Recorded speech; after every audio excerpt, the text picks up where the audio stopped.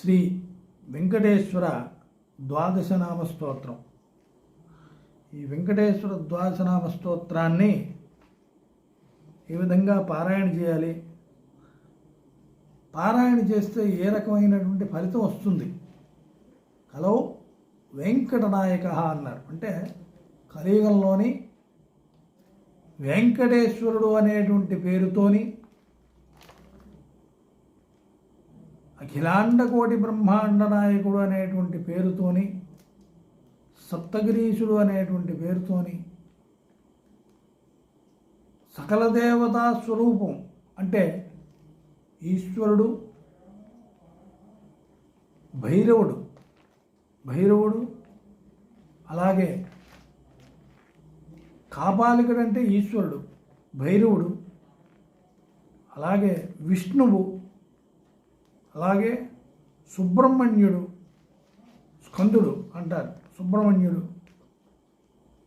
కుమారుడు అంటే కుమార అని పేరు కూడా ఉంది సుబ్రహ్మణ్య స్వామికి, కుమార సుబ్రహ్మణ్య. ఈ దేవతా స్వరూపాలు శక్తులు ఏకమై, అలాగే లక్ష్మీదేవి, పార్వతీదేవి, త్రిపుర సుందరీదేవి, ఈ దేవతలందరూ కలిసి ఏకరూపాన్ని ధరించి వెంకటేశ్వర స్వామి వారిగా అవతరించినట్టుగా సప్తఋషులు చెప్పినటువంటి, కొన్ని సందర్భంలో చెప్పినటువంటి శ్లోకాల ఆధారంగా, కొన్ని వెంకటేశ్వర మహత్యం ఆధారంగా తెలియబడుతున్నది. అయితే సకల దేవతా స్వరూపుడు సుబ్రహ్మణ్య, గణేశ, సుబ్రహ్మణ్య, తర్వాత విష్ణు, ఈశ్వర, భైరవ మొదలైనటువంటి దేవతా రూపములతోని, దేవతా శక్తులతోని ఏకరూపంగా ఉన్నటువంటి వెంకటేశ్వర స్వామి. అందుకే ఒక పాటలో కూడా చెప్తారు, శివరూపమంచు అందురు కొందరు, అధిశక్తి వనుచు నమ్ముదురు కొందరు, నారాయణుడి నుంచి నమ్ముదురు కొందరు, మూడు మూర్తుల ముచ్చటైనటువంటి రూపము వెంకటేశ్వరుడు అని చెప్పి ఒక పాటలో కూడా మహాత్ములు వెంకటేశ్వర స్వామి వారిని కీర్తించారు. అందుచేత మూడు మూర్తుల ముచ్చటగు రూపము అని వెంకటేశ్వర స్వామి వారిని కీర్తించారు. అలాంటి కలియుగంలో ప్రత్యక్ష దైవం, ప్రత్యక్షంగా ఫలితాన్ని ఇచ్చేటువంటి వాడు వెంకటేశ్వర స్వామి. అందుకే కలియుగంలోని ఏ దేవుడితోనైనా సరే విరోధం పెట్టుకున్నా పెట్టుకోకపోయినా, పూజించినా పూజించకపోయినా, కొలిచినా కొలవకపోయినా, పిలిచినా పిలవకపోయినా ఓం నమో వెంకటేశాయ అని కానీ, వెంకటేశ్వరునికి అత్యంత ప్రీతికరమైనటువంటిది విష్ణువుకి ఏ పేరుతో పిలిస్తే ఆ పేరుతో తను పిలిపించుకునేటువంటి వెంకటేశ్వర స్వామికి గోవింద అంటే ప్రీతి.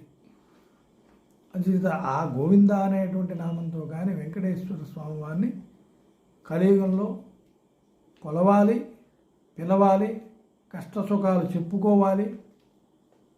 కలియుగంలోని మనకి ఏ రకమైనటువంటి ఇబ్బందులు, కలియులి ప్రభావం వల్ల మనకి ఏ ఇబ్బందులు అంటకుండా, కలుగకుండా ఉండటానికి వెంకటేశ్వర స్వామి వారిని ఆశ్రయించాలని చెప్పి చెప్పబడుతున్నది వెంకటేశ్వర మహత్యంలోని. అయితే ఎట్టి పరిస్థితుల్లోని కలియుగంలో వెంకటేశ్వర స్వామి వారితో విరోధం కానీ, వెంకటేశ్వర స్వామి వారికి అపచారం కానీ చేయటానికి లేదు, చేయకూడదు అనేటువంటిది అనేక మంది మహాత్ముల వల్ల, మనకి ఎంతోమంది వల్ల మనకి తెలుస్తున్నది. ఆయన్ని దూషించినటువంటి వాళ్ళు కానీ, ఆయన్ని తక్కువ అంచనా వేసినటువంటి వాళ్ళు కానీ, వెంకటేశ్వర స్వామి వారిని కలియుగంలో తక్కువ అంచనా వేసినటువంటి వాళ్ళని కానీ మనం వాళ్ళ చరిత్రలు చూస్తే అన్నీ కూడా విషయాలన్నీ కూడా తెలుస్తుంటాయి. అలాంటి వెంకటేశ్వర స్వామి వారికి ప్రీతి అయినటువంటిది, ముఖ్యమైనటువంటిది ఉపచారములు చేసేటువంటి పూజా విధానము, ఉపాసనా విధానము అనేకమైనటువంటి ఉన్నాయి. అయితే అవకాశం ఉన్నటువంటి వాళ్ళు అవన్నీ చేస్తుంటారు. ఏ అవకాశం లేనటువంటి వాళ్ళు, చిన్నవాళ్ళు, సమయం లేనటువంటి వాళ్ళు కానీ, ఏమీ తెలియనటువంటి వాళ్ళు కానీ ప్రారంభంలో చిన్న చిన్న మెట్లెక్కి అలాగా ఆ ఉపాసనా మార్గాన్ని తెలుసుకోవాలి, ఆరాధన చేయాలి. కాబట్టి వాళ్ళకి ఈ వెంకటేశ్వర ద్వాదశనామ స్తోత్రం 12 పేర్లు కలిగినటువంటి వెంకటేశ్వర స్తోత్రం చాలా సులువుగా భగవంతుని అనుగ్రహం పొందడానికి వీలుగా ఉంటుంది.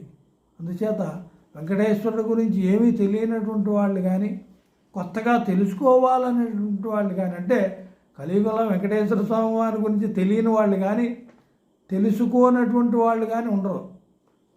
కానీ ఎక్కడైనా ఎవరైనా ఉండిపోయారు అంటే అలాంటి వాళ్ళు కూడా సాధన చేయటానికి, వెంకటేశ్వర స్వామి వారిని ఆరాధన చేసి సాధన చేయటానికి ద్వాదశనామ స్తోత్రం పనిచేస్తుంది, మంచి ఫలితాన్ని ఇస్తుంది అని చెప్పి చెప్పబడ్డది. ఇది బ్రహ్మాండ పురాణంలో ఉన్నటువంటిది.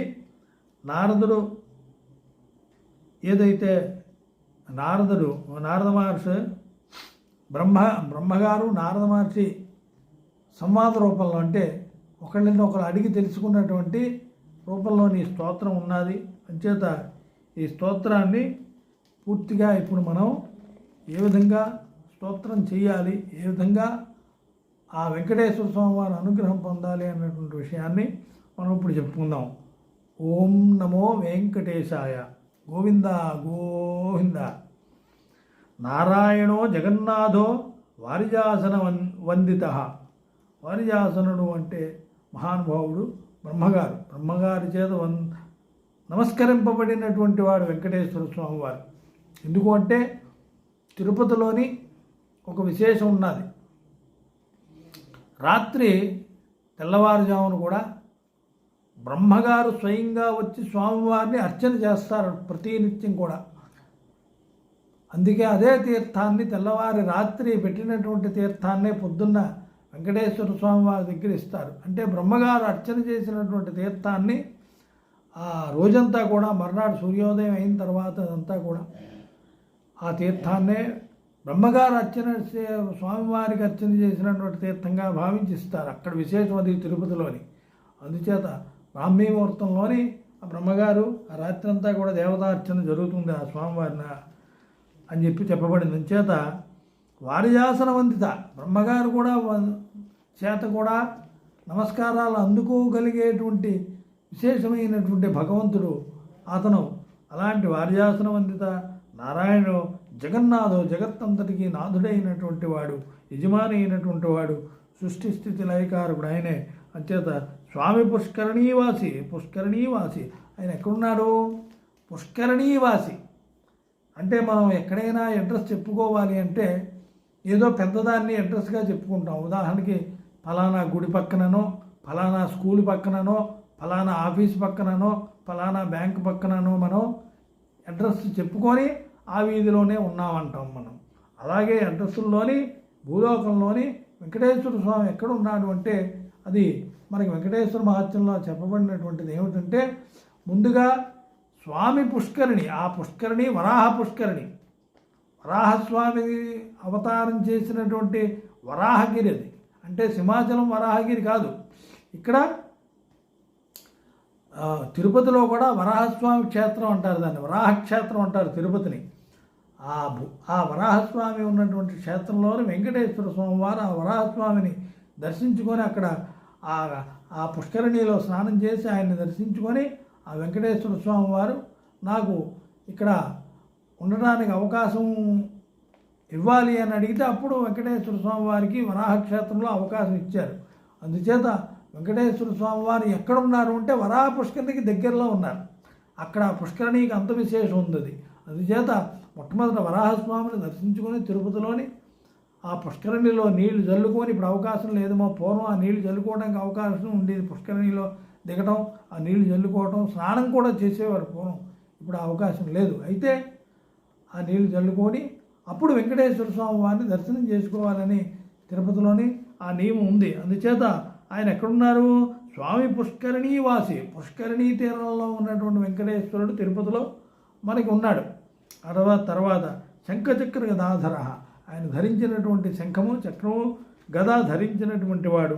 పీతాంబరధరో, పీతాంబరాలు అంటే పట్టుతో చేసినటువంటి వస్త్రాలు, పసుపు రంగు కాదు అక్కడ పీతాంబరం అంటే బంగారము కలిపిన, బంగారము పసుపు వన్నెలో ఉండేటువంటి రంగు, బంగారపు రంగు.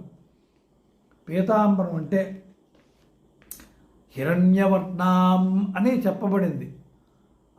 దాన్నే పీతవర్ణము అన్నారు. పీతాభాస్వత్యనూపమ అని పరమాత్మని గుర్తించటానికి ఒక చిన్న ఉదాహరణ చెప్పబడింది ఉపనిషత్తులలోని. అంచేత ఆ పరమాత్మ పీతవర్ణము కలిగినటువంటి వస్త్రములు ధరించి ఉన్నటువంటి వాడు పరమాత్మ. తర్వాత పీతాంబరధరో గరుడాసన శోభిత. ఆయన శోభ అంటే మామూలుగా మనిషి ఒకడే ఉన్నాడు నించున్నాడు అంటే అది శోభ కాదు. అతను తన పరివారంతో కానీ, తన వాహనం మీద కానీ, లేదా తన సింహాసనం మీద కానీ కూర్చొని ఉంటే అది అక్కడ ఉండేటువంటి విశేషమైనటువంటి శోభ. అంచేత అక్కడ గరుడాసన శోభిత, గరుడు మీద కూర్చొని ఆసనంగా కూర్చుంటాడట. ఇక్కడ ఏం చెప్పాడు? గరుడాసన శోభిత, గరుడాసనం మీద కూర్చొని, వాహనం కాదు, ఇక్కడ గరుడు ఆసనంగా ఉంటాడట పరమాత్ముడికి. కూర్చున్నప్పుడు, సభలో ఉన్నప్పుడు విష్ణుమూర్తికి గరుడు ఆసనంగా ఉంటాడు. శేషవాహనుడు అతనే. గరుడాసనుడు ఇక్కడ గరుడాద్రి కాబట్టి ఆ గరుడాద్రి మీద ఆ శేషవాహనుడు ఇక్కడ గరుడ వాహనుడిగా ఉంటాడు. వెంకటేశ్వర స్వామి వారు గరుడాసనంగాను, ప్రయాణం చేసినప్పుడు గరుడు వాహనంగా ఉంటాడు. రెండు రకాలుగా ఉపయోగపడేటువంటి స్వామిని కొలిచేటువంటి మహానుభావుడు ఆ గరుత్మంతుడు. తర్వాత ఆంజనేయుడు కూడా అంతే. ఆంజనేయుడు కూర్చునేటప్పుడు హనుమంతు వాహనం అవ్వలేదు. ఎప్పుడో ఒకసారి తీసుకువెళ్ళాడు కానీ వాహనంగా అని చెప్పడానికి లేదు. కానీ హనుమంతుడు అతను కూర్చునేటప్పుడు వాహనంగా లేడు, కానీ తీసుకెళ్ళేటప్పుడు మాత్రం ఆయన కూర్చునేటప్పుడు ఆసనంగా లేడు, కానీ తీసుకెళ్ళేటప్పుడు మాత్రం ఆయన వాహనంగా అయ్యాడు హనుమంతుడు అంటారు. అలాగే ఇక్కడ గరుడు కూడా చాలా విశేషం ఉన్నది. ఈయన గరుడాసన, గరుడుని మీద కూర్చొని ఉంటాడట వెంకటేశ్వర స్వామి. తర్వాత గరుడాసన శోభిత, మంచి శోభతో ఉంటాడట. ఏమిటి శోభ? అక్కడ మనకంటూ ఒక హోదా ఉంటే కదా శోభ. ఉత్తినే కూర్చుంటే ఎవడు మనకు విశేషం ఏముంది? మనకేదో విశేషం ఉండాలి. ఒక ఆసనం మీద కూర్చొని అక్కడ ఉన్నాడంటే 10 మంది చేత పూజలు చేసి ఉపాసన చేయబడి వారి పూజలు అందుకుంటున్నటువంటి శోభతో ఉంటాడు ఆయన వెంకటేశ్వర స్వామి వారు. అక్కడ ఇంకా ఏమిటి చెప్పబడింది? శోభిత కందర్పకోటి లావణ్య. లావణ్య అంటే చాలా సుకుమారంగా ఉంటాడు. సుకుమారం దేనికి ప్రత్యేకత అంటే ఆ భోగాలకి సుకుమారం అంటే భోగి ఎప్పుడూ కూడా సుకుమారంగా ఉంటుంది. భోగి శరీరం, కష్టపడేటువంటి శరీరము పడేటువంటి వాడి శరీరం సుకుమారంగా ఉండదు, అది హార్డ్గా ఉంటుంది. ఇంకా విశేషం అంటే సుకుమారం అంటే కష్టపడలేనటువంటి సుఖంగా ఉండేటువంటి శరీరం ఏదైతే ఉంటుందో, భోగాలు అనుభవిస్తూ ఉన్నటువంటి శరీరం. భోగాలంటే మామూలు మనం అనుకున్న భోగాలు కాదు, లోకవైభవం ఏదైతే ఉందో ఆయన సుకుమారంగా ఉంటాడు. ఎప్పుడు చూసినా 16 ఏళ్ల వయసులో ఉన్నట్టుగా. చిన్నపిల్లలు, కొత్తగా వివాహమైనటువంటి నూతన దంపతులు 16 ఏళ్ల వయసులో ఏ విధంగా ఉంటాడు ఆ విధంగానే ఉంటాడు. అది ఎలా ఉంటాడంటే కందర్పకోటి లావణ్య. కందర్పుడు అంటే మన్మధుడు. మన్మధుడిని చూస్తే ఎంత అందంగా ఉంటాడు, అంత అందంగా అంత సుకుమారంగా ఉంటాడు అని చెప్పబడింది. అయితే మన్మధుడిని ఎవడు చూశాడు అంటే పూర్వం చూసినటువంటి వాళ్ళే చెప్పారు. మన్మధుడిని మనం అందరూ చూడలేం, కానీ మన్మధుడిని మనం అందరూ కూడా మన అనుభవంలో మాత్రం అతను తెలియబడతాడు. కానీ అందరికీ, అన్ని జీవరాశులకి, సృష్టి కార్యంలోని మన్మధుడు తెలియబడతాడు, కానీ మానసికంగా తెలియబడతాడు. శారీరకంగా కలిసేటప్పుడు తెలియపడతాడు దంపతులకి తప్ప మన్మధుడికి రూపం లేదు. కానీ అంతకుముందు దేవతలు మన్మధుడి రూపాన్ని చూశారు, అందుకు వాళ్ళకి తెలుసు కాబట్టి కీర్తించినటువంటి వాడు మన్మధుడంత సుకుమారంగా, సౌందర్యంగా, అందంగా 16 ఏళ్ల వయసులో, యుక్త వయసులో ఉన్నట్టుగా ఉంటాడు అని చెప్పబడుతున్నది. కందర్పకోటి లావణ్య కమలాయతలోచన. కమలాయతలోచన, కమలాలు ఏ విధంగా ఉంటాయో వాటి తాలూకా కమలాల తాలూకా రేఖలు ఏ విధంగా ఉంటాయో అలాంటి లోచనములు కలిగినటువంటి, తేజస్సుగా కలిగినటువంటి, స్మూత్గా అందంగా ఉండేటువంటి నేత్రములు కలిగినటువంటి వాడు అని చెప్పేసి కమలాయతలోచన ఇందిరాపతి గోవింద. ఇందిరాపతి, ఇందిరా అంటే లక్ష్మీదేవికి పేరుంది ఇందిరా అని. ఇందు అంటే చంద్రుడు, చంద్రుడికి తోబుట్టు ఇందిర. అమ్మవారికి లక్ష్మీదేవికి పేరు ఇందిరా అని పేరు. అందుచేత ఆ ఇందిరాపతి, ఆ అమ్మవారికి భర్త అయినటువంటి వాడు గోవిందుడు. అంటే విష్ణువుగా ఉన్నటువంటి వాడు విష్ణుమూర్తి వెంకటేశ్వరుడు అని చెప్పబడుతున్నది. ఇందిరాపతి గోవింద చంద్రసూర్య ప్రభాకర. ఇంకా విశేషం ఏమిటంటే గోవింద, గోవుల్ని రక్షించేటువంటి వాడు, గోవుల్ని కూడా పూజించేటువంటి వాడు. గోవుల్ని మనమే పూజ చేస్తున్నామని కాదు, దేవతలు కూడా గోపూజ చేయాలి. అందరికీ పూజనీయమైనటువంటిది బ్రాహ్మణుడు, చందనము, తర్వాత అందరి చేత పూజలు అందుకునేటువంటిది గోవు. ఈ మూడు కూడా దేవతలు కూడా వీటిని పూజ చేస్తారట. అంత గొప్పతనము వీటి తాలూకా, వీటిలో అంత పవిత్రత, అంత గొప్పతనం ఉన్నది. అందుచేత గోవింద. ఇంకా ఏం చెప్పారు? చంద్రసూర్య ప్రభాకర. చంద్రుల్లో ఉండేటువంటి చల్లనైనటువంటి అమృత కిరణాలు, ఆ అమృత షోడశ కళా పరిపూర్ణుడు, షోడశ కళలతో ఉన్నటువంటి చంద్రుడు, అతని తాలూకా కిరణముల ద్వారాగా అమృతాన్ని కురిపించేటువంటి శక్తి చంద్రుడికి ఉంది. సూర్యుడికి అమృతాన్ని గ్రహించేటువంటి శక్తి ఉంది. ఈ అమృతాన్ని గ్రహించి మీద నీటిలో పెడతాడు, మేఘరూపంలోని నీటిలో పెడతాడు. ఆ మేఘాల్లో మళ్ళీ మిక్స్ చేస్తాడు, ఫిల్టర్ చేస్తాడు. దాన్నే మళ్ళీ వర్షం కురిపిస్తాడు సూర్యుడు. వర్షానికి కారకుడు అమృతాన్ని గ్రహించి ఆ నీటిలో పెట్టినటువంటి వాడు సూర్యుడైతే, చంద్రుడు ఆ అమృత బిందువులని తీసుకొచ్చి మళ్ళీ ఆ ఓషధుల్లోని, మొక్కల్లోని, అన్నింటిలోని రాత్రి కాలంలో తన కిరణాల ద్వారాగా ప్రవేశపెట్టేటువంటి శక్తి చంద్రకిరణాలకి, తేజస్సుకుంది. దాని వెనకాతలు ఉండేటువంటి ఆ కాంతి ఏదైతే ఉందో ప్రభా అంటారు దాన్ని. సూర్యుడికి చుట్టూ కొంత దూరంలోని ఆ తేజస్సు ఉంటుంది, ప్రభా అంటారు. అలాగే చంద్రుడికి చుట్టూ కూడా ప్రభా అంటే ఒక ఇది ఉంటుంది, ఒక తేజస్సుతో కలిగినటువంటి ఒక ప్రభ ఉంటుంది చుట్టూను, ఒక రింగులాగా. దాన్ని పరివేష్టం అని కూడా అంటారు. కానీ ఆ పరివేష్టం విశేషమైనటువంటిది ఆ సూర్యప్రభ. దాన్ని మించినటువంటి తేజస్సుగా ఉండేటువంటిది సూర్యప్రభ, చంద్రప్రభ. అలాంటి సూర్యప్రభ, చంద్రప్రభల్లో ఉండేటువంటి తేజస్సు కూడా నేనే, విష్ణువునే అని చెప్పబడింది భగవద్గీతలో. స్వయంగా శ్రీకృష్ణ పరమాత్మ కూడా సూర్య చంద్ర నక్షత్రాదుల్లో, అగ్నిలో ఉండేటువంటి తేజస్సు, ప్రభ, ఆ శక్తి కూడా నేనే అని చెప్పి ఆయన చెప్పినట్టుగా ఇక్కడ అది కూడా ఈ విష్ణుమూర్తి అని చెప్పి చెప్పబడుతున్న. చంద్రసూర్య ప్రభాకర విశ్వాత్మ, విశ్వంలో వ్యాపించి ఉన్నటువంటి అతను, సూక్ష్మంగా ఉన్నటువంటి పరమాత్మ తనే వ్యాపించి విశ్వంగా తయారయ్యాడు.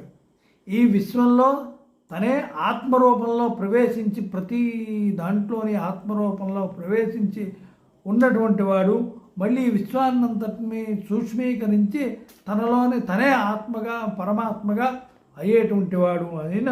అందుచేత ఆయన్ని విశ్వాత్మ అన్నారు.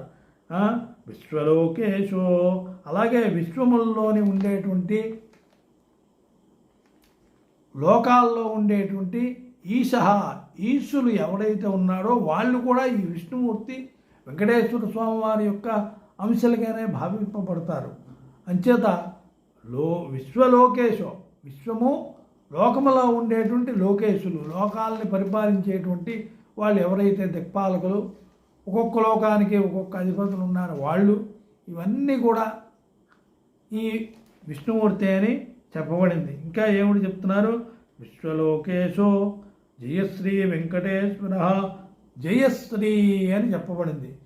జయశ్రీ అంటే శ్రీదేవి అనుగ్రహం చేత జయము కలిగినటువంటి వాడు. ఎక్కడికి వెళ్ళినా లక్ష్మీదేవి వల్ల విజయలక్ష్మిని వరించినటువంటి వాడు. విజయలక్ష్మి ఈయన్ని వరించింది. శ్రీ లేదు, ఈయన కూడా ఆయన్ని వరించినటువంటి. ఇట్టించటైనా అట్టించటైనా రెండూ సమానమైనటువంటి. ఒకళ్ళని ఒకళ్ళు లక్ష్మీదేవి విష్ణుమూర్తి ఒకళ్ళనొకళ్ళు విడిచిపెట్టి ఉండరు. అనపాయిని అన్నారు. అందుకే అమ్మవారిని విష్ణు వక్షస్థల నివాసిని అన్నారు. అమ్మవారు విష్ణుమూర్తి యొక్క వక్షస్థలాన్ని ఆశ్రయించి ఉన్నది ఆవిడ. అందుచేత విష్ణు వక్షస్థల నివాసిని అని చెప్పి పుట్టుమూర్తి రూపంలో ఉండిపోయింది ఆవిడ. దాని తర్వాత విశ్వాత్మ విశ్వలోకేశో జయశ్రీ వెంకటేశ్వర. ఏతద్వాదశ నామాని త్రిసంధ్యం ఎప్పఠేన్నర. 3 సంధ్యల్లోని జయశ్రీ వెంకటేశ్వర. ఇంకా వెంకటేశ్వర. వేం కట ఇది వెంకటేశ ఈశ. వేం అంటే పాపములు, కట అంటే హరించేటువంటి వాడు, వాటిని నశింపచేసేటువంటి వాడు, వాటిని సంహరించేటువంటి వాడు, వాటికి అలాంటి వాటిని చేసేటువంటి వాడు ఎవరైతే ఉంటారో అతను ఈశ్వరుడు అయినటువంటి వెంకటేశ అని చెప్పబడింది. అలాంటి వెంకటేశ్వరుడు ఎవరైతే ఉన్నారో ఆయనకి నమస్కారం. ఈ విధంగా ఈ 12 నామాలు ఏవైతే ఉన్నాయో ఈ నామాలు అన్నింటినీ కూడా నిత్యం పారాయణ చేస్తే ఏతద్వాదశ నామాని త్రిసంధ్యం ఎప్పఠేన్నర. 3 సంధ్యాకాలములు చెప్పబడ్డాయి. పగటి యందు ముఖ్యమైనటువంటివి దేవతా ఉపాసనకి ముఖ్యమైనటువంటి త్రిసంధ్యలే చెప్పబడ్డాయి. ఎవరికి? అందరికీను, సర్వులకిను అంటే అందరికీను. యోగులకి రాత్రికాలం, బ్రాహ్మీకాలం విశేషం కూడా చెప్పబడింది. వాళ్ళు రాత్రి పడుకోరు, పగలు పడుకోరు. వాళ్ళు రాత్రి పగల్లాగే ఉంటుందట వాళ్ళకి. యోగులకి ఒకానొక సందర్భంలోనే రాత్రి పగలకి తేడా తెలియదట. ఎందుకు అంటే రాత్రి పడుకోవాలి, సంసార బాధల చేత అలసిపోయాం, పడుకోవాలి, నిద్రపోవాలి, అలసట తీర్చుకోవాలి.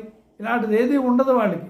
ఇంతసేపు కూడా వాళ్ళకి తపస్సులోనే ఉంటారు. తపస్సు, ధ్యానము, సమాధి స్థితిలోకి వెళ్ళిపోయినటువంటి యోగీశ్వరులు ఎవరైతే ఉంటారో కొన్ని వేల సంవత్సరాలు వాళ్ళు అలాగా ఉండిపోయి ఇప్పుడు రాత్రి అయింది, ఇప్పుడు పగలైంది, ఇప్పుడు భోజనం చేయాలి, ఇప్పుడు పడుకోవాలి, ఇప్పుడు ఈ సంపాదన చేయాలి అనేటువంటిది వాళ్ళకి ఏది ఉండదు. కాబట్టి సర్వసంగ పరిత్యాగులు, నిష్కామ్యంగా ఉన్నటువంటి వాళ్ళు, ఆ బ్రహ్మ కోసం ఉపాసన చేసేటువంటి వాళ్ళు ఎవరైతే ఉంటారో బ్రహ్మోపాసన చేసేటువంటి వాళ్ళు యోగీశ్వరులు అంటారు. అలాంటి యోగీశ్వరులు రాత్రికాలంలో కూడా తెలిసి ఉంటారు. కానీ మనకి సామాన్యులందరికీ కూడా త్రిసంధ్యం 3 సంధ్యల్లోనే చాలా ఇంపార్టెంట్గా ముఖ్యంగా దేవతారాధన చేయాలి అని చెప్పి చెప్పబడింది. అందుచేత అహరహ సంధ్యాముపాసిత అని చెప్పబడింది. అంటే పగటి యందు 3 సంధ్యల్లోనే దేవతా ఉపాసన చేయాలని చెప్పబడింది. ఎందుకంటే మనం ఏదైనా కార్యక్రమం చేయటానికి ముందు ఉపాసన, దేవతా ఉపాసన చేయాలి. చేసిన తర్వాత నీ వల్ల ఈ పని జరిగిందని రెండో ఉపాసన చేయాలి. మళ్ళీ ఆ ఉపకారం పొందినందువల్ల నీ వల్ల ఈ పని జరిగింది, చాలా ఆనందంగా ఉందని చెప్పి మళ్ళీ ఉపాసన చేయాలి. ఉదాహరణకి ఏదైనా పని చేయరా బాబు అని పంపించాం అనుకోండి, వెళ్ళే ముందు ఇగో మీరు చెప్పిన పనికి వెళ్తున్నానని చెప్తాడు వెళ్ళేవాడు. అలాగే పని అయిన తర్వాత బాబు ఈ పని అయిపోయిందని చెప్తాడు. మళ్ళీ వచ్చేసిన తర్వాత బాబు పని అయిపోయింది, ఇంక నేను వెళ్ళొస్తానండి అంటాడు. ఈ 3 జరుగుతాయి. ఇది కూడా మన ఉపాసన కూడా అంతే. భగవంతుడు సృష్టి చేసినందుకు ఆయనకి మనం ఏ పని చేసినా సరే ముందుగా ప్రాతకాలంలోని దేవతా సంబంధమైనటువంటి ధ్యానము, పూజ, యజ్ఞము, హోమము, దానికి సంబంధించినటువంటివి ఆశ్రమ ధర్మాలను అనుసరించి వాళ్ళు చేయాల్సి ఉంటుంది, ఎవరు మట్టుకు వారు. అంచేత అది ప్రాతఃసంధ్య. రెండోది మాధ్యాహ్నిక సంధ్య. చక్కగా అన్ని పనులు, పగటి పనులన్నీ పూర్తి చేసుకొని సగం పనులు పూర్తి అయిపోతాయి. పగటి పనులు మధ్యాహ్నం 12 గంటలకి సగం పనులు అంటే సంపాదన, లోకంలో వ్యవహారాలు, మన పనులు చక్కబెట్టుకోవడం, ఇవన్నీ కూడా సగం పనులు పూర్తి అయిపోతాయి. పొద్దున్న ఏం చేసాం, ఇవన్నీ ఈ పనులకు బయలుదేరాలి మనం. అంచేత భగవంతుడా ఏం చేస్తావు నీదే అని పొద్దున్న చెప్పుకోవాలి స్వామికి ప్రాతకాలంలో. ఇంక నీ మీద నడుస్తుంది ఈ దినం, ఈ రోజంతా అని చెప్పి. మధ్యాహ్న సమయానికి వచ్చేసరికి అమ్మయ్య నీ దైవాల పని అయింది కొంత, పరమాత్మ ప్రశాంతంగా ఇప్పుడు ఇంత ఆహారం తీసుకుంటే మిగతా పని చక్క పెట్టుకోవచ్చు అని చెప్పి మాధ్యాహ్నికంలోని మళ్ళీ దేవతారాధన చేయాలి. అలాగే సాయంకాలం అమ్మయ్య ఇవాళకి ఈ పనుల వల్ల అలసిపోయాను, మళ్ళీ ఇంకా ఇంట్లో చేయవలసినటువంటి సంసార సంబంధమైనటువంటి బాధ్యత ఒకటి ఉంది, ఎందుకంటే మళ్ళీ తిరిగి తన ఆత్మావై పుత్రనామాసి మళ్ళీ వంశాన్ని అభివృద్ధి చేయాలి కాబట్టి దీనికి తగినటువంటి సాధన చేయవలసి ఉంటుంది కాబట్టి మళ్ళీ అని చెప్పి మళ్ళీ సాయంకాల సంధ్య చేస్తే రాత్రి లెక్కలోకి అది వేరు. అంచేత ఈ విధంగా చెప్పబడింది కాబట్టి త్రిసంధ్యలో ముఖ్యమైనటువంటి పగలు. అంచేత ఇక్కడ ఏం చెప్పారు, ఏతద్వాదశ నామాన్ని త్రిసంధ్యం ఎప్పటేన్నర, ఏ మానవుడైతే ఈ 12 నామాలని ప్రతి నిత్యం పఠిస్తూ ఉంటాడో, ప్రతి త్రిసంధ్యల్లోని ప్రతిరోజు పఠిస్తుంటాడు అంటే చదువుతూ ఉంటాడో దీనిని ఈ నామాల్ని దారిద్ర్య దుఃఖ నిర్ముక్తో, అతనికి దరిద్రము దుఃఖము ఇవన్నీ కూడా విడిచిపెట్టేస్తాయట. నిర్ముక్తో వాటి నుంచి విడిపడి ధనధాన్య సమృద్ధిమాన్, ధనధాన్యములు సమృద్ధిగా కలిగిన వాడు అవుతాడట వాడు. ఈ ద్వాదశ నామాల్ని త్రిసంధ్యల్లోని నిత్యం పారాయణ చేసినటువంటి వాడు. ఇంకా ఏం చెప్తున్నాడు, జనవశ్యం రాజవశ్య సర్వకామార్థ సిద్ధిదం. జనవశ్యం అంటే మన శక్తి వల్ల జనాలను ఆకర్షించుకోలేము. చాలామంది అనుకుంటారు నేను ఆ ట్రిక్ చేస్తానండి, ఈ ట్రిక్ చేస్తానండి, జనాలు భలే ఆకర్షించేస్తానండి. అది చాలా పొరపాటు. మనం జనాల్ని ఆకర్షించడం కాదు, జనాలు మనకి ఎప్పుడు ఆకర్షితులు అవుతారంటే మనలో దేవతాశక్తి ఉన్నప్పుడు. వీడిలో ఈ విశేషం ఉన్నది. 10 మంది మన ఎప్పుడు చూస్తారు, చెడైనా ఉండాలి మంచైనా ఉండాలి. చెడైతే అని చెప్పి 10 మంది వీడిని చెడ్డవాడని చూస్తారు. మంచి ఉందనుకోండి 10 మంది మంచివాడని చూస్తారు. చెడైతే 10 మందికి చెప్పరు, మంచి అయితే ఇంకో 10 మందికి చెప్తారు. వాడు మంచి పని చేశాడు, ఇలా చేశాడు చూసా, అలా చేశాడు చూసా, అలా బాగుంది, మీరు కూడా వెళ్ళనంట. అంచేత చెడు మంచి ఏదైతే ఉందో అది మనం ఆకర్షించినటువంటిది కాదు. ఏదైనా జనవశ్యం అన్నారు కదా, జనాలను మనం ఆకర్షించితే మనకు వశమైపోతారు. ఈ చదివిసినంత మాత్రం అనుకోవడం మూర్ఖత్వం. ఈ దేవతని ఇంత బాగా మనం ఆ వెంకటేశ్వర స్వామి వారిని 3 కాలములలోని ప్రతినిత్యము, పగటి కాలంలో 3 సంధ్యల్లోని నిత్యము ఈ విధంగా మనం ఈ ద్వాదశ నామాలతోని స్తోత్రం చేస్తే వెంకటేశ్వర స్వామి వారు జనవశ్యం. ఎంతవరకు మనకి జనాలు వశ్యం అవ్వాలి? మనం ఎక్కడికైనా వెళ్తే మన పని అయ్యేటట్టుగా రండి బాబు, కూర్చోండి బాబు ఈ పని చేసి పెట్టబోయా, అలాగేనండి బాబు అన్నటువంటి వాడు ఉండాలి. అంతవరకే వాడు మనకు వశం అవ్వాలి. అంతేగాని మిగతా మన ఇంటి వరకు వచ్చేసి వాడు డబ్బులు మనకు వచ్చేసి వాడు ఆస్తులు దోచేసి వాడు పూర్తిగా నేనేదో మెస్పరైజన్ చేసేస్తున్నాను వశం అయిపోయాడు అన్నటువంటి దానికి అవతల వాడితో మనం ఉపయోగం లేదు మనకి. అందుకు భగవంతుని అనుగ్రహం ఉంటే మనం వెళ్ళగానే అక్కడ కార్యం అవుతుంది. అంతవరకే వాడు వశం అవుతాడు మనకి, అవసరం కూడా అంతవరకే మనకి. అలాంటి రాజు దగ్గరికి వెళ్ళాము.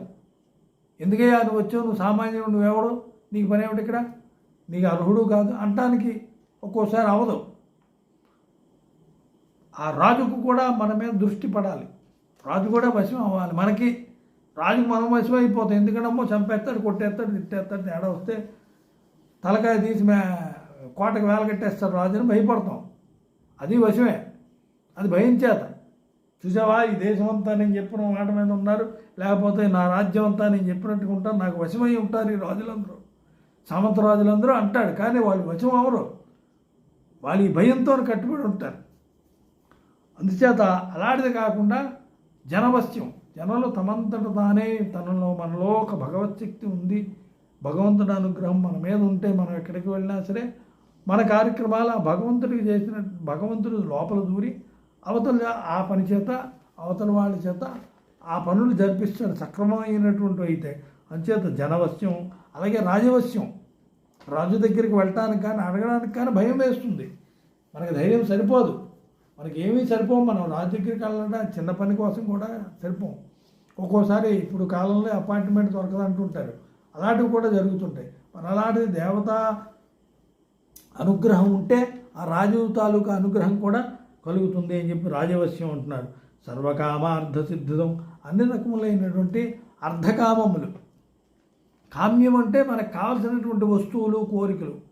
ఇగో ఈ బియ్యం ఉండాలి, ఈ కూరగాయలు ఉండాలి, లేకపోతే ఈ పెళ్ళి అవ్వాలి, ఈ పిల్లడికి సంతానం కలగాలి, ఈ బారసాలు చేయాలి, ఇవన్నీ కామ్యకర్మలు, లోకంలో కర్మలు ఇవన్నీ కూడాను.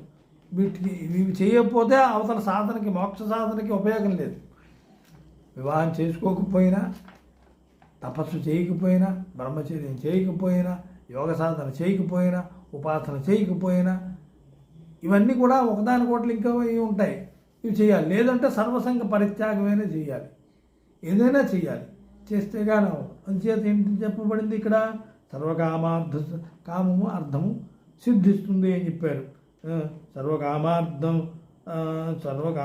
సిద్ధిదం. తర్వాత దివ్య తేజస్సమాప్నోతి, శరీరము నాకు దేవతా తేజస్సు కలుగుతుంది. అంటే మన శరీరంలోని దేవతా ఉపాసన చేస్తే ఆ దేవతాశక్తి ప్రవేశించి మనలో ఆ దేవతాశక్తి ఉంటుంది కాబట్టి ఒక దేవతా స్వరూపంతోనో, ఓ మంచితోని, ఓ ధర్మంతోని ఎదుటివాడు మనకి పులైనా ఎదురుగుండా ఉండి నిలబడిపోతుంది. మనం చూడగానే ఆ దేవతా తేజస్సు మనలో ప్రవేశిస్తుంది. అదే మనం రాక్షస కృత్యాలు చేసాం, 10 మందిని రోడ్డు మీద చంపేసి వాళ్ళు రౌడీలు ఉన్నారంటే వాడిని దూరం నుంచి చూడగానే భయపడతారు. ఎందుకు? వాళ్ళు ఆ రాక్షస శక్తి ప్రవేశం ఉంటుంది కాబట్టి. అందుచేత ఇక్కడ దేవతాశక్తి ఉంటుంది కాబట్టి సర్వకామార్థాలు సిద్ధిస్తాయి. దివ్య తేజస్సుతో కలిగినటువంటి శరీరానికి దివ్య తేజస్సు పెరుగుతూ ఉంటుంది. తేజ సమాప్నోతి దీర్ఘమాయుష్య విందతే. తేజస్సు శరీరానికి పెరిగే కొద్దికి కూడా ఆయుర్దాయం పెరుగుతుందండి. శరీరంలో తేజస్సు క్షీణించింది అంటే ఆయుష్ క్షీణించినట్టుగా భావించాలి. ఆయుష్ క్షీణించే ముందు శరీరం తాలూకా తేజస్సు తగ్గిపోతుందటండి. ఆ బ్రహ్మవర్చస్సు ఏదైతే ఉందో అది తగ్గిపోతుంది. ఓజస్సు, బలము, తేజస్సు ఇవన్నీ కూడా మన శరీరంలో ఉండేటువంటి కవచాలవి. అవి దివ్యమైనటువంటి శక్తులు. అవి అందరూ చూడలేరు, అందరికీ కనిపించదు. కానీ తెలుసుకున్నటువంటి వాళ్ళకి అది కనిపిస్తుంది. అందుచేత ఆ తేజస్సు ఏదైతే ఉందో, ఆ దివ్య తేజస్సు ఏదైతే ఉందో, దివ్య తేజస్సమాప్నోతి దీర్ఘమాయుష్య విందతి. దానివల్ల దీర్ఘకాలం ఆయుష్. దేనికి? మంచి పనులు చేస్తే ఆయుష్ పెరిగితే మనం కూడా కావాలని కోరుకుంటాం. కష్టపడుతున్నాం అనుకోండి, ఎందుకురా బాబు ఈ కష్టాల్లో పెట్టామనండి భగవంతుడా అని చెప్పి బాధపడతాం. ఒక దీర్ఘరోగి ఉన్నాడు అనుకోండి, ఎందుకు అన్నాలు బతికిస్తాం ఈ బాధలతోని అని వాయు కోరుకుంటాడు.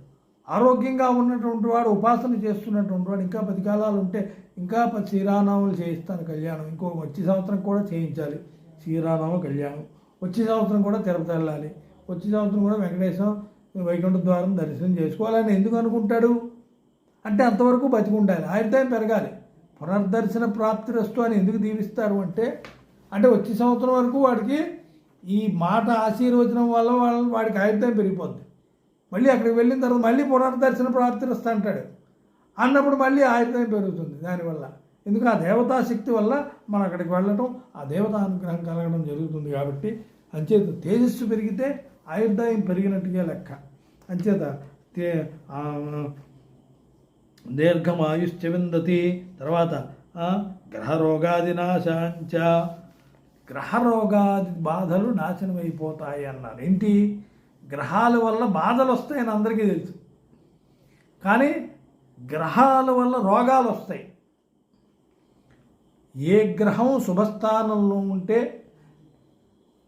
ఏ సుఖాలు కలుగుతాయో, ఏ భోగాలు కలుగుతాయో, ఏ లౌకిక ఇష్టకామ్యార్థాలు సిద్ధిస్తాయో, అదే గ్రహం నీచంలో ఉన్న, శత్రుగ్రహాలతో ఉన్న,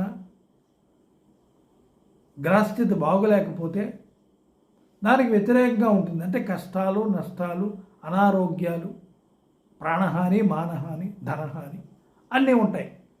అందుచేత ఇవి గ్రహ బాధలు. ఆ బాధ ఎక్కువైతే రోగంగా అయిపోద్ది. బాధయే రోగం. రోగం అంటే ఏదో ప్రత్యేకంగా ఉండదు, ముందు బాధపడుతుంటేనే ఇదే రోగం అయిపోద్ది. ఆ బాధ ఏదైతే, రోగం ఏదైతే ఉందో ఇక్కడ అదే చెప్తున్నాడు. గ్రహరోగాది నాశాంచ. ఈ 13 ఈ 12 నామాలు, 13 కాదు 12 ద్వాదశ నామాలని స్తోత్రం చేస్తే, వెంకటేశ్వర స్వామి వారి 12 నామాలు చేస్తే గ్రహరోగాదినాశాంచ, గ్రహాల వల్ల వచ్చేటువంటి రోగాలు ఏవైతే ఉన్నాయో వీటి వల్ల నాశనం కలుగుతుంది, వాటికి ఆ రోగాలకి నాశనం కలుగుతుంది. అంచేత కామితార్థఫలప్రదం, కోరుకున్నటువంటి కోరికల తాలూకా ఫలితం వస్తుంది, సిద్ధిస్తుంది. కామితార్థఫలప్రదం ఇహ జన్మని సౌఖ్యంచ విష్ణు సాయుధ్యమాప్నుయాత్. మనం ఈ జన్మలో మనకి సుఖం కలగాలి. ఈ జన్మలోనే మనం జన్మ తరించిన తర్వాత ఈ జన్మలోంచి మనం ఈ శరీరాన్ని వదిలిపెట్టిన తర్వాత మనకు కావాల్సింది ఏంటి? మోక్షం కావాలి. చాలామంది అనుకుంటారు ఈ శరీరం వదిలిపెట్టేస్తే స్వర్గం కావాలి, స్వర్గ సుఖాలు వస్తాయి, భోగాలు అనుభవించవచ్చు, స్వర్గంలో ఉండిపోవచ్చు అనుకుంటారు. స్వర్గం కోసం మంచి పుణ్యం చేస్తే స్వర్గం వస్తుందని చెప్పి అనుకుంటారు, కానీ కాదు, మోక్షం రావాలి. అందుచేత ఈ ఉపాసన చేసినందువల్ల మోక్షం వస్తుందని చెప్పేసి చెప్పబడుతున్న విష్ణు సాయుధ్యమాప్నుయాత్. విష్ణువు తాలూకా సాయుధ్యం అంటే వైకుంఠంలో విష్ణుమూర్తి తాలూకా సాయుధ్యం లభిస్తుందని చెప్పి ఈ ద్వాదశనామ స్తోత్రం చేస్తే అంత మహత్యం ఉన్నదని చెప్పబడింది. ఇది శ్రీ బ్రహ్మాండ పురాణే బ్రహ్మనారద సంవాదే వెంకటేశ్వర ద్వాదశనామ స్తోత్రం. ఇది బ్రహ్మాండ పురాణంలోని ఒకానొకప్పుడు బ్రహ్మగారిని నారద మహర్షి అడిగితే ఆ నారద మహర్షికి బ్రహ్మగారు ఉపదేశం చేసినటువంటి ఈ వెంకటేశ్వర స్వామి వారి యొక్క ద్వాదశనామ స్తోత్రం చాలా విశేషమైనటువంటిది. కాబట్టి అందరూ కూడా నిత్యం ఈ 3 సంధ్యల్లో కూడా ఈ వెంకటేశ్వర స్వామి వారి యొక్క ద్వాదశనామ స్తోత్రాన్ని పఠిస్తే అంత పుణ్యం వస్తుంది, అన్ని సుఖాలు కలుగుతాయి, గ్రహబాధలు తొలగుతాయి, లౌక్యంగా లోకంలో వ్యవహారాలన్నీ కూడా చక్కబడతాయి. అలాగే తేజస్సు పెరుగుతుంది, శరీరానికి ఆయుర్దాయం పెరుగుతుంది, ధర్మం సిద్ధిస్తుంది. అలాగే అతనికి అంత్యకాలంలో సాహిత్యం, విష్ణు సాహిత్యం కూడా లభిస్తుందని చెప్పేసి ఉపదేశం బ్రహ్మగారు నారదుడికి చేసినట్టుగా చెప్పబడ్డది. కాబట్టి మనం కూడా ఆ విధంగానే వెంకటేశ్వర స్వామివారిని నిత్యం ఈ ద్వాదశనామ స్తోత్రాన్ని పారాయణ చేసుకుంటూ అన్నీ కూడా సుఖ సౌఖ్యాలు భోగభాగ్యాలు అన్నీ పొంది అందరూ కూడా సుఖంగా ఉండాలని కోరుకుంటూ సర్వే జనాః సుఖినో భవంతు. ఓం.